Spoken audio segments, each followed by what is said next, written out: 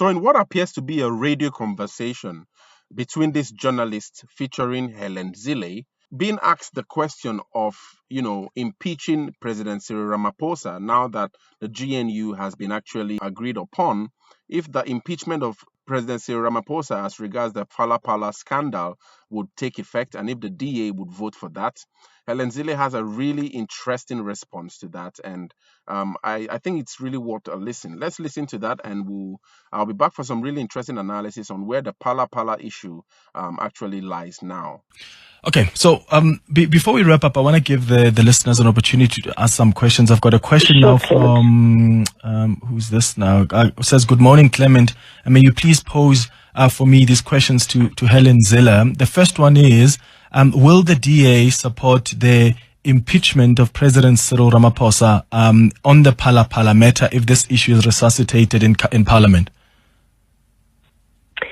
Well, we will only support the impeachment if the evidence suggests that there should be an impeachment, but I don't think we are now in a position, given the fact that we have signed a statement of intent, to start impeaching a president we've just voted for. Mm-hmm.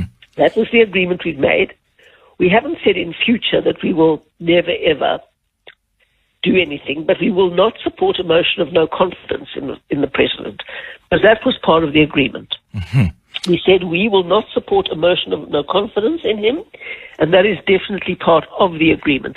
But if any evidence emerges of criminal wrongdoing or something like that, we would have to take a look at the issues and deal with them inside the government of national unity, no question. Yeah. We cannot be held hostage, but we have voted for Cyril Ramaphosa, and we've agreed that we won't make the government unstable by voting votes of no confidence in each other all the time. Yeah. Next question is, as the DA, obviously it's the prerogative of the president when it comes to the constitution of cabinet, but of course there must be some kind of consultation. But as the DA, what are the ministries you think you can make the most meaningful impact in when you are part of government? What are you looking at? Cyril, Cyril. Clement, I can't dare to say, because if I say, the president won't give them to us. I've just got to be very careful, Yeah. Obviously, there are some fantastic ministries that we think we could make a big impact in to advance our manifesto and our promise to the voters. We'd very much like to have those. But this is a matter for discussion between our leader, John Steenhuisen, and the president. Mm-hmm. Okay, but how many posts are you looking at? Would you be happy with 4 as the DA, 5? No, well, we had a clause 16 in the agreement, which talks about broad proportionality, right? It doesn't use those exact words anymore because in the last minute we were going backwards and forwards, but the president is bound to take seriously the outcome of the election and the proportionality between different parties in the outcome of the election while constituting his cabinet. Okay. And then another question here from Heitzani says, hi Clement, please can you ask about the deputy presidency? Did the DA, are they hoping that the president may announce a deputy president from the Democratic Alliance? We did not push for the deputy president. We would rather have delivery portfolios. Okay. Kustas, you calling us from Midrand. What's your question for Helen? Yes, good morning, Clement. Here's my question to Gogo Zille. Are they looking to make sure that the president get rid of some of the departments that are in his office? That super presidency is not conducive just for our country. Are they going to put maybe legislation that in the future no president can take so many departments and hog him in his presidency? But also, are they looking at making sure that there is a committee from Parliament that is an oversight on what he does? Thank you. Thank you, Kustas. Helen? Well, we certainly, in the Western Cape government, when we were in government there, we had a committee to oversee the Premier. And that is very important. We think it's very good. And I had to appear before that oversight committee on a regular basis and answer very tough questions. And they gave me no rest, actually, which was their job. Parliament does do the oversight over the executive. So I personally would support that, but I'm not a member of Parliament anymore, so I can't do anything to impact that. My role is to make sure that the Democratic Alliance as a party runs smoothly. There will probably be a minister in the presidency. It makes all kinds of sense to have a minister in the presidency. And in fact, I think it's a constitutional position, yes it is, to have a leader of government business. And that is a crucial role that obviously it would be appropriate for the Democratic Alliance to play. So what, the minister in the presidency? Yeah, yes, it would be very appropriate for the DA to have a minister in the presidency if we're not going for the president or the deputy president. And you'd put forward John Steenhuisen if that was to be given to you? Well, it would depend on what role John Steenhuisen thought he could best fulfill, but it would make sense. Okay, it would make sense. All right, let's take two quick WhatsApp voice notes of questions. A brilliant discussion. What do you guys think?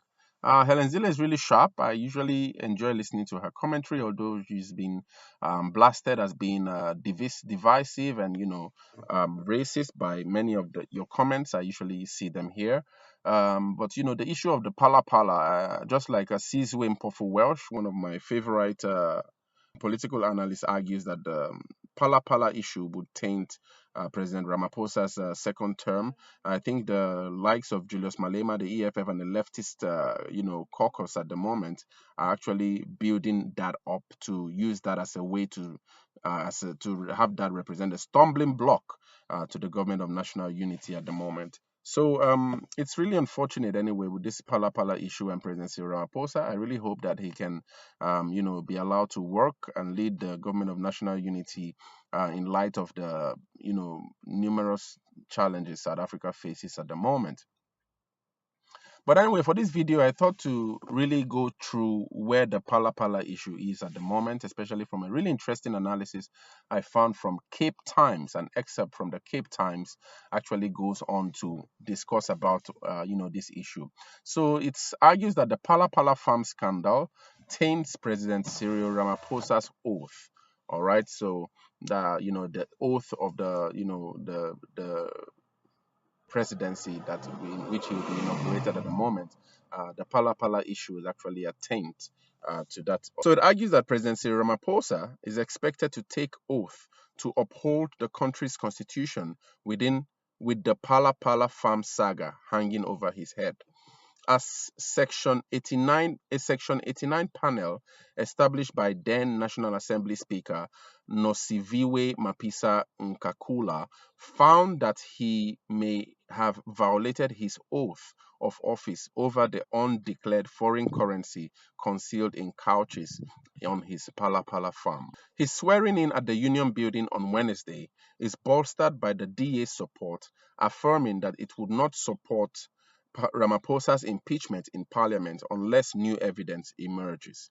In a recent Radio 702 interview, that's this interview you just listened to now, it says that, the DA Federal Council Chairperson Helen Zille actually said that we have not said in future we will never do anything. We will never ever do anything, but we will not support a motion of no confidence in the president.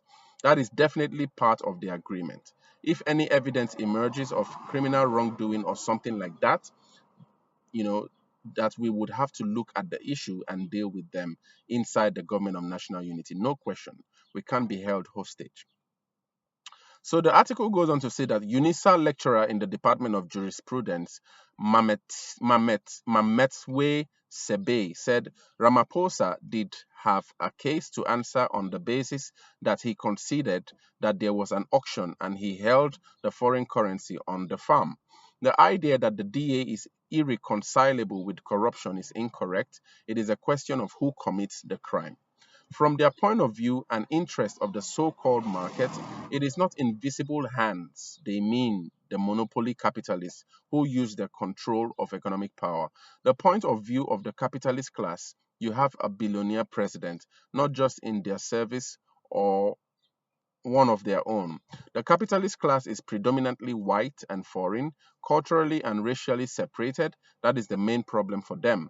Ramaphosa is one of the few that they can have within the black population who are intimately linked with them, says this UNISA lecturer, Mametswe Sebe. The article goes on to say that as part of co-governing with the ANC and other smaller parties, the DA was reportedly in line to occupy key cabinet positions when Ramaphosa announces his executive after being sworn in. Political policy analyst Nkosikulele Nyembezi said after receiving the DA's backing to oppose the no confidence vote in him, Ramaphosa had become surer of himself. So Ramaphosa has attained more confidence now with the DA's assurance that there will be no vote of non-confidence coming from the DA. So it also argues that some ANC leaders spy a sense of invisibility in his latest determination to accommodate so much of the DA's conditions in the unity government at the expense of other competing views in the broad ANC alliance. He says that Ramaphosa is creating a hedge of ministers and office bearer MPs that will block his impeachment at any cost whenever small parties, as announced during the first sitting of the parliament, move to impeach him for the Phala-Phala saga. So it also argues that in doing so, he is also creating all the makings of a very bumpy ride on the way to several showdowns in the ANC and in all three spheres of government, as he must decisively remove from public office the tainted individuals he relies heavily on to stay in power, says Nyembezi. Crime and forensic expert Calvin Rafadi said, the matter will never fade away. There will be criminal cases brought because there is a prima facie case that has to be ventilated in court. He has to answer that. You cannot change a sitting president, but that does no, he says that you cannot charge a sitting president, but that does not take the crime away. Him being president just buys time. He said that the DA for now was just playing politics and they want the ministry in the presidency or deputy presidency.